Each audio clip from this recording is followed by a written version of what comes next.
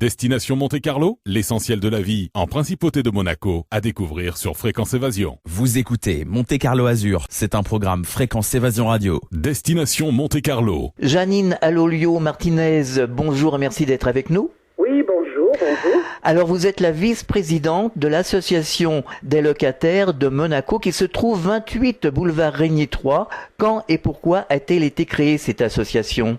Alors cette association a été créée en 1979 pour essayer d'aider les locataires de Monaco à résoudre un certain nombre de problèmes, comme la plupart des pays d'ailleurs. En France, pareil, vous avez une association des locataires, et je crois que tous les pays d'Europe ont ce type d'association.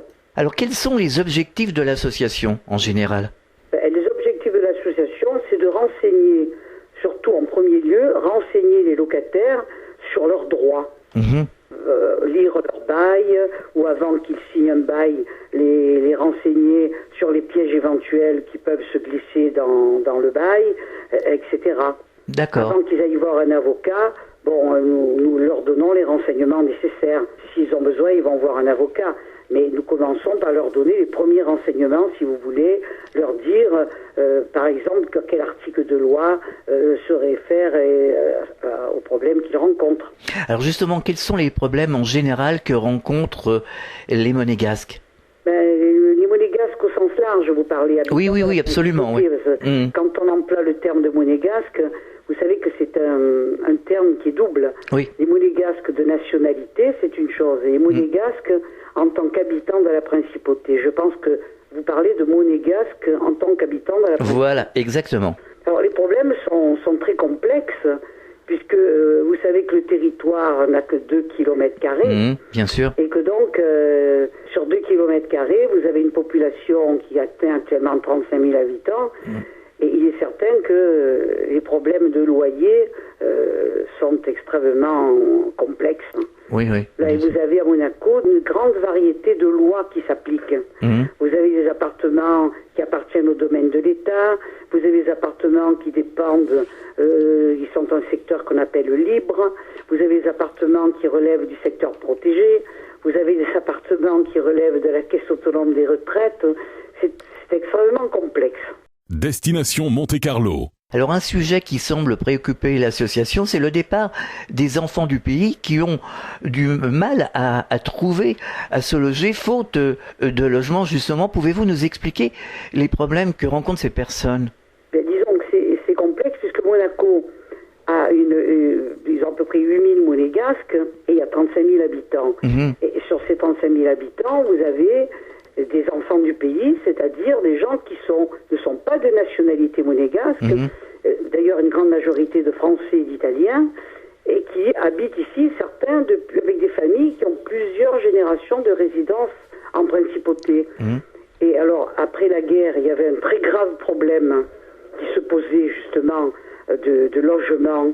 Et le gouvernement monégasque avait sorti une loi qui s'appelle la 669, qui faisait en sorte que les loyers étaient contrôlés. On ne pouvait pas augmenter les loyers comme on voulait. Et cette loi après a subi de nombreux aménagements successifs, de manière à ce qu'on contrôle les loyers et que les gens donc qui sont nés à Monaco, qui ont toujours vécu, puissent se loger.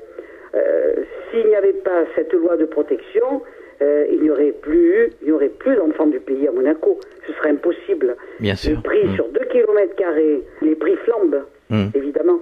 Alors, est-ce qu'il y a des solutions ? Comment résoudre ce problème ?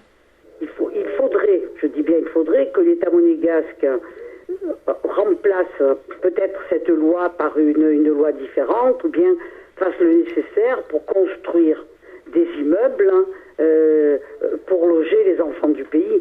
Mais là, nous rencontrons une véritable opposition de la part du gouvernement qui n'arrive plus même à loger monégasques de nationalité, et évidemment de grandes difficultés à loger les enfants du pays. Véritablement, de plus en plus, ils sont obligés de partir. Voilà, j'allais vous poser justement la question suivante. Quels sont les moyens mis en place par le gouvernement pour loger les citoyens monégasques ? Est-ce que le gouvernement y a réfléchi ? Pour les citoyens de nationalité monégasque, c'est la préoccupation majeure du gouvernement monégasque. Oui. Et évidemment, tout le centre d'intérêt du gouvernement monégasque, le centre d'intérêt principal, c'est le logement des gens sont de nationalité monégasque. Et ça, nous pouvons parfaitement le comprendre. Alors, pour eux, on construit, depuis la guerre, disons, on construit des appartements qu'on appelle les appartements du secteur domanial, alors dans lesquels on loge les gens de nationalité monégasque. Alors chaque année, il y a des constructions d'immeubles et le problème n'est toujours pas résolu. Il manque encore d'appartements pour les gens qui sont de citoyenneté monégasque. Alors, Donc les autres, évidemment, le problème pour le moment reste entier. Alors pour vous, il faudrait construire, mais c'est le manque de place. Alors quelque part, c'est un problème insoluble. C'est un problème très difficile à résoudre. Il aurait peut-être fallu prévoir depuis longtemps, peut-être des achats de terrains dans les périphéries en France, et puis pour permettre peut-être d'acheter des appartements comme une sorte de HLM en territoire français. Enfin, il y aurait eu des possibilités, mais elles n'ont pas du tout été envisagées. Et même, il est question toujours plus de supprimer ce secteur protégé, ce qui fait qu'on finira par ne plus avoir d'enfants du pays. On promet depuis quelques années un terrain sur lequel on devrait construire, ça s'appelle le projet de la Villa Aïda, on devrait construire des appartements pour les enfants du pays, mais il est question de 60 appartements et il y a plus de 3000 ou 4000 personnes qu'on aurait logées. Vous voyez que le problème est très difficile. En effet, oui. Destination Monte-Carlo. Justement, quels sont les thèmes, les problèmes qui vous préoccupent le plus en général à l'association? Quelles sont les actions que vous faites? Est-ce que vous développez des idées justement pour essayer, je le reconnais difficilement, à résoudre ces problèmes? Nous essayons à différentes reprises. Nous avons rencontré le Conseil national qui est le Parlement de Monégasque, pour essayer de les motiver. Nous avons rencontré le ministre d'État, les différents ministres successifs. Nous rencontrons tout ce que nous pouvons ici de rencontrer, mais jusqu'à présent, j'avoue que nous n'avons pas obtenu beaucoup de résultats. Ben oui. On nous sourit, on nous reçoit très bien d'ailleurs, mais concrètement, pour le moment, nous n'avons pas débouché sur grand-chose. Et finalement, vous, qu'est-ce que vous souhaiteriez? Nous souhaiterions qu'on puisse loger en principauté les enfants du pays comme on loge les monégasques. C'est évident que c'est le souhait de l'association. Et la solution, est-ce que vous avez des idées, des ébauches d'idées justement pour essayer de solutionner ce problème? Parce que peut-être que les autorités du gouvernement à Monaco se trouvent devant un gros dilemme. Oui, je crois qu'ils se trouvent devant un gros dilemme vu l'exiguïté du territoire. Il est certain, mais il y aurait peut-être d'autres pistes, comme je disais avant, notamment si on avait construit un territoire français, par exemple, des appartements HLM, dans lesquels, notamment les personnes les plus âgées, quand on récupère leur appartement, qu'il est vendu, elles doivent partir, etc., on pourrait les reloger. Par exemple, c'est une possibilité. S'il y avait des appartements qui, dans les domaines, par exemple, ne sont plus assez performants peut-être pour les monégasques, on pourrait à ce moment-là y loger les enfants du pays. Il y aurait des pistes, mais jusqu'à présent, j'avoue que nous n'avons guère été écoutés. C'est ça le problème. Et peut-être aussi l'achat de terrain dans les limites. L'achat de terrain sur Monaco aurait été tout à fait souhaitable. Mais, je répète, actuellement, tout est à l'arrêt. Mais je vais vous passer mon collègue, M. Gaspard, qui va vous répondre, qui est notre trésorier, et qui va répondre à la suite de vos questions, puisque nous sommes une direction tout à fait collégiale. Alain Gaspard, bonjour, merci d'être avec nous. Vous êtes le trésorier de l'association? Oui. Alors, est-ce que vous souhaiteriez ajouter quelque chose par rapport à ce que nous venons de dire avec Janine Alolio? Simplement, il faut que vous sachiez qu'il y a plusieurs secteurs à Monaco. Il y a le secteur domanial qui est réservé pratiquement exclusivement aux monégasques. Il y a le secteur protégé qui est pour les monégasques qui cherchent un appartement, et puis les enfants du pays, et les gens du pays, c'est-à-dire les plus anciens. Et enfin, le secteur libre. Et le secteur libre, pratiquement, recouvre aux environs de 50% du territoire monégasque. Et donc ça, le loyer dans le secteur libre, est libre comme ils le disent, libre pour les baux, libre pour tout l'ensemble des solutions qu'ils peuvent apporter. Donc ce sont des loyers qui sont très très chers au mètre carré. Oui, on a bien compris, c'est ce qui vous posait problème finalement.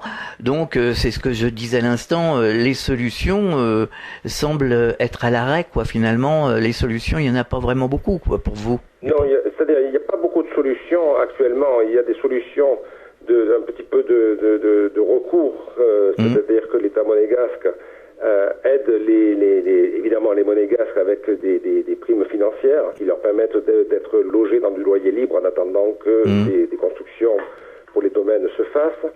Et ils aident aussi les personnes, des enfants du pays ou les personnes âgées qui sont dans le secteur protégé ou dans le secteur ancien.